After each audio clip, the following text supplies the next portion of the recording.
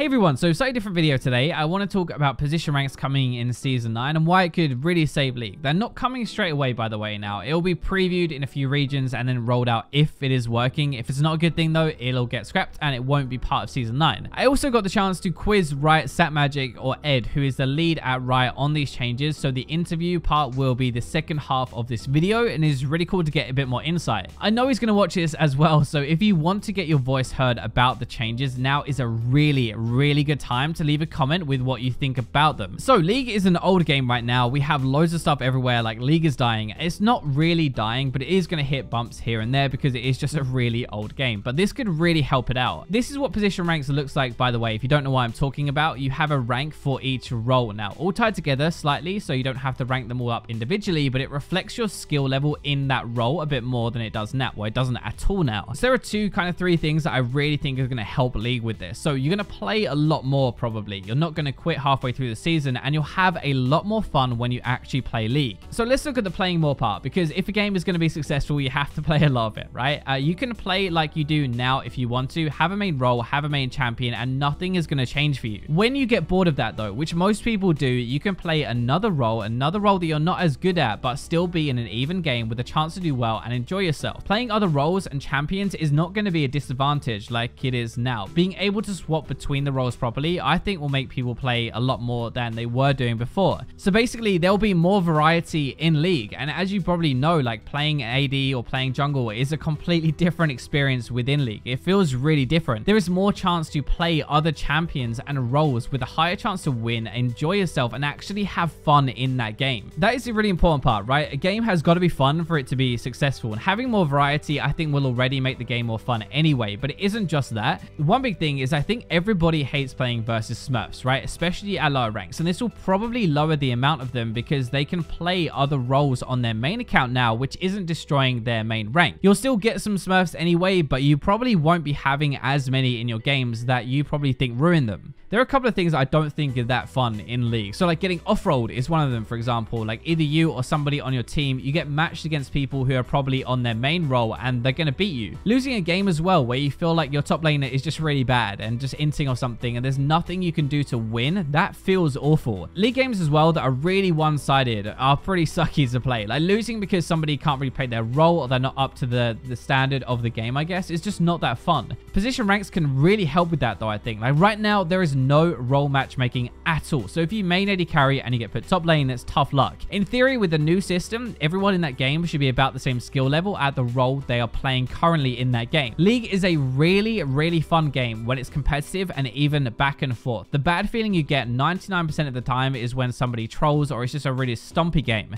You should have that competitive feeling a lot more now. Games should be more even and won't be stomps as much, and I think League should be a lot more fun to play again with everybody a bit more even in that game. Like if you get off-roll with the new system, you'll get put into a lower elo game with people that have a similar skill level to you in that position. So it's the same thing. It's more fun because you're playing an off-roll with a good chance to still win the game and enjoy it rather than just getting stomped. So that is why I think the new system could really help out League, but I asked Ed a bunch of stuff here that lets us know even more about how the new system would work if it goes live. So hope you enjoyed the interview. Thank you for watching the video and I'll catch you in the next one. So yeah, this was one of the things that we were looking at when we were talking about, you know, positional matchmaking, position ranks. And it's funny because when we sort of put out the first articles and started to see player feedback, especially on Reddit and stuff, it was like people be like, "Oh, you're trying to make people only play one position." I was like, "Wait, no, that's not the goal."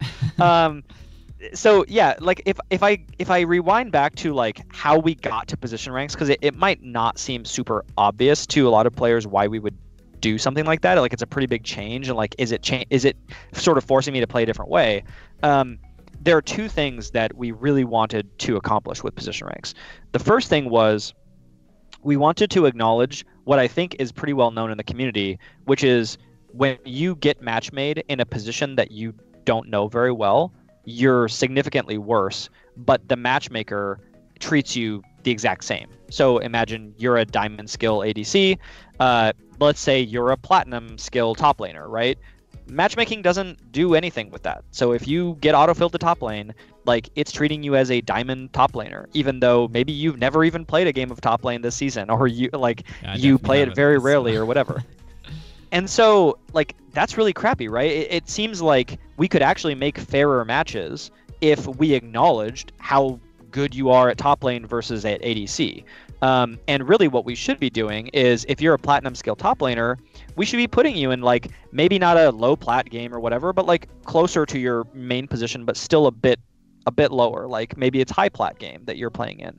And like, sure, that may still be kind of a little bit of a hard game, but at least shouldn't feel super stompy, right? It shouldn't feel like the second you get in champ select, you're thinking, oh man, this game's lost. Hopefully someone will trade with me. Maybe I'll dodge. Like, those are the bad feels that we're trying to fix, is when you're playing an off position, whether you're opting into it or not. And I think one of the most painful parts actually right now is when players don't opt into playing an off position, and then they feel like they're severely disadvantaged as a result. The other side of that coin is obviously the, I want to play other positions, but I'm so much worse at them that I will be punished for doing it. And I think that's where position ranks can help us a lot, right? Today, you're diamond, right? And that's going to encompass all the games that you play, but really the vast majority of the games that you're playing are ADC. So it's probably mostly indicative of you as an ADC, like as a bot laner, right? You're probably about diamond skill as a bot laner. But when I think about what your skill might be in other positions, you have no way to even know that other than just intuition. Maybe you have an idea of how much worse you are in other positions, but there's nothing in the system that tells you that. And you really don't have, like, if you want to go become a better top laner, for example, you're not going to have any real feedback from the system at all about whether you're getting better at that, whether you're getting worse at that. Maybe you're trying different champions and trying to see if like one works better than others for you, because all of that data is packed into your single rank. And so you're not really getting the feedback that you might want. And on top of that, as you pointed out, you're sort of just getting punished every time you like lose a game in top lane because your rank's going down. You're like, why am I even doing this? I'm just like punishing myself for no reason.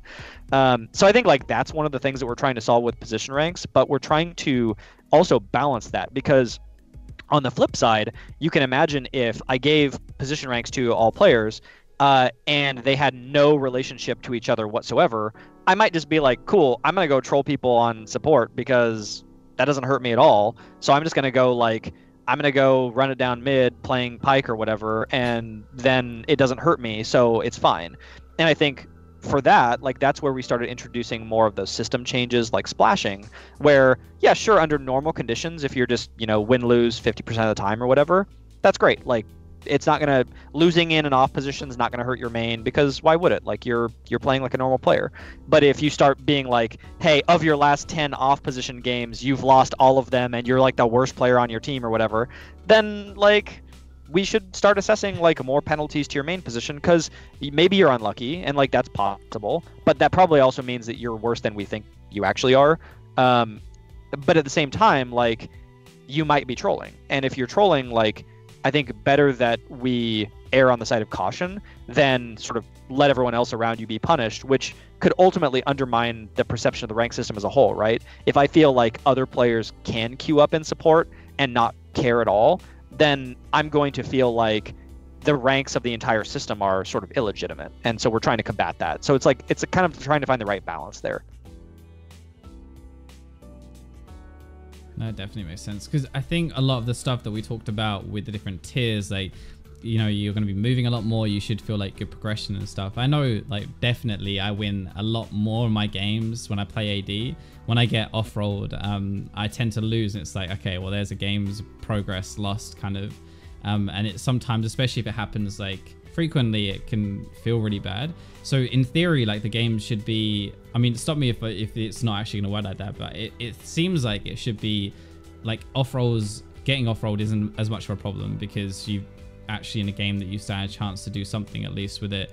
Should be a bit more competitive when you get your main role, because everybody is playing their main role, or at least should be like able to compete at that in that like game, I guess. So the game should feel a bit better, because I think most people normally enjoy a league when it's actually a relatively even game. The pain can come from somebody who's not trying, or somebody who gets stomped really hard, which shouldn't happen as much, right? And that combined with the tier system should in theory make it a bit easier to progress, because you're weighted a lot more, like you have individual ranks, right? So your main role, if you perform well on your main role, you should actually climb, and like your off role shouldn't limit you as much, but you have that option to kind of play other stuff if you want to, right? Does that kind of make sense? So that's kind of why I guess you want to do it in a way. Yeah, there's a lot of questions in there, but I'll try to answer them all.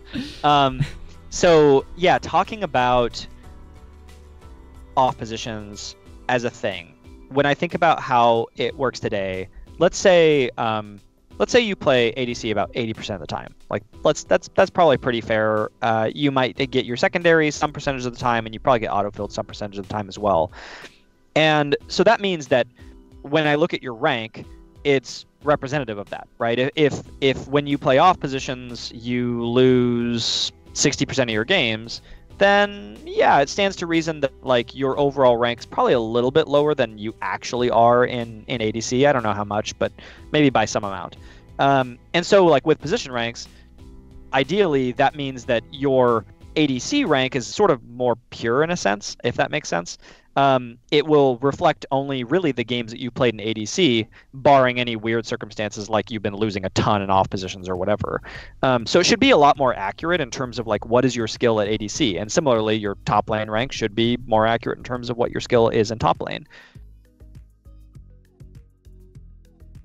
When I think about whether that makes the system more competitive, I think that's an interesting question. I hope so. I think that's our goal, right?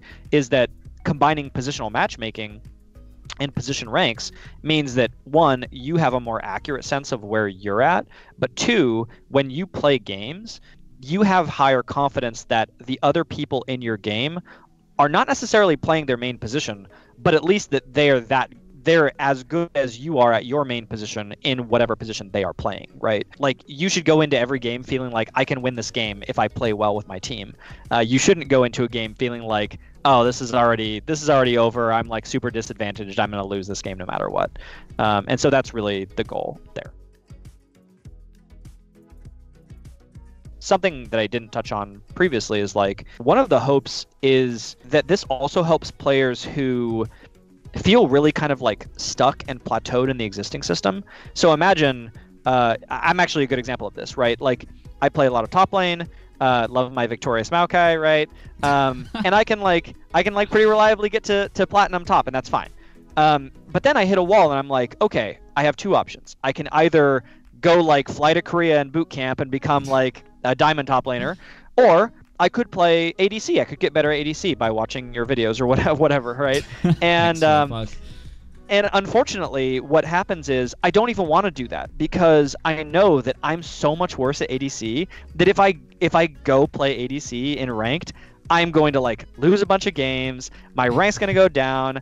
I'm just going to feel defeated, and then I'm just going to like churn out and go play like Stardew Valley or something, right? And so like when I think about what position ranks could do, I think that like for players who hit that plateau and they're like, what do I do in rank now? I don't want to go play ARAM. I don't want to go play normals. I want to still play competitively, but I want to grow. I want to improve. I think those players are served really well in position ranks because they can go, I can go play ADC. And sure, I'm not as good at ADC, but I'm still playing competitively. I'm still really trying to rank up. And now I have an avenue to do that. One of the worries about it was it encourages one tricks and like to, just one trick a champion, sit in the position and just rank that up. But I feel like one, it takes a very specific mindset to be a one trick anyway, which most people cannot sit there and stomach a one champion for like 300 games. But I think actually like it's kind of the opposite where you play your main role, but then it encourages you more to go and play something else. And actually you're still going to win at that role because it's slightly lower ranked, right? So yeah, it was weird seeing everybody say it's just going to be League of one tricks when I thought it's kind of actually the whole point was the opposite, that it doesn't encourage everyone to play the same thing. It encourages them to like spread out a bit. Like, look, what I don't expect to happen is the new season starts, we do position ranks, and now everyone just is a fill player and like everyone goes and plays all the positions and whatever. Like that's of course not what's going to happen, right? I think what I would expect to see is players probably have a position that they love playing, and that's great. Like I'm the same way. Like I play top lane, I love playing top lane, and I'm a filthy tank main. Like it's totally cool. But when I think about what could be the world we live in is one where players don't just play their primary position 100% of the time because that's the only thing that they can win, make progress, and feel good about. But players play their main position, I don't know, 60, 70% of the time. And when they're feeling like they're just not feeling it, they're on a loss streak in their main or whatever, or they want to grow, they want to get better for the upcoming, like, I don't know, like tournament or something, like they can go pick up another position and they can improve at it. And like that's my hope, is not that we turn everyone from being a one trick into not being a one trick or vice versa, but that we enable more ways of playing, right? You should be able to win and improve at League of Legends in whatever way makes sense to you. And so that's really what this is about, more so than prescribing any particular way of playing. Tying into the placements thing, if that's introduced halfway through the season, will we have to do placements again for the other roles? But they'll be kind of tied into where we are now, I guess. Yeah, so there's kind of two parts to that question. Part one is, do you have to play placements for position ranks? And then part two is, how will that work if we do a preview and then we roll it out to more regions after that? The easiest question to answer is do I have to play placements for position ranks? And the answer is yes, you do. But the same things about placements that we're improving for everything else are going to apply here. So you'll get your rank after your first game, which will be really nice because you'll have an idea of where you sort of sit in the hierarchy. And then you'll calibrate that over an additional 9 games or whatever. We may tune the exact number of games that you have to play in an off position or in placements in general, because like, as you can imagine, if I actually play all 5 positions, like playing a total of like 50 placement games could be a little crazy. So like we'll look at that and we'll tune it as necessary. The other question though, which is like, how does that work with previewing position ranks and regions, and like what happens if I played off positions and it wasn't previewed in my region or whatever? What we're actually doing there is, when we go out to players like in January, whenever the season starts, one of the things that we're going to do is we're going to make sure that the system is actually doing both position ranks and the current like legacy rank at the same time. So really the only difference will be what we're showing to players. You'll sort of be making progress in sort of all of those at the same time based on the positions that you're playing. So imagine, let's say we don't preview it in EU, but then over the course of the first couple months of the season, you play half your games in ADC and you play half your games in support or whatever. When we would turn on position ranks, if we decide to do that, you would actually have already made progress in your support position because we had always been tracking it behind the scenes, if that makes sense.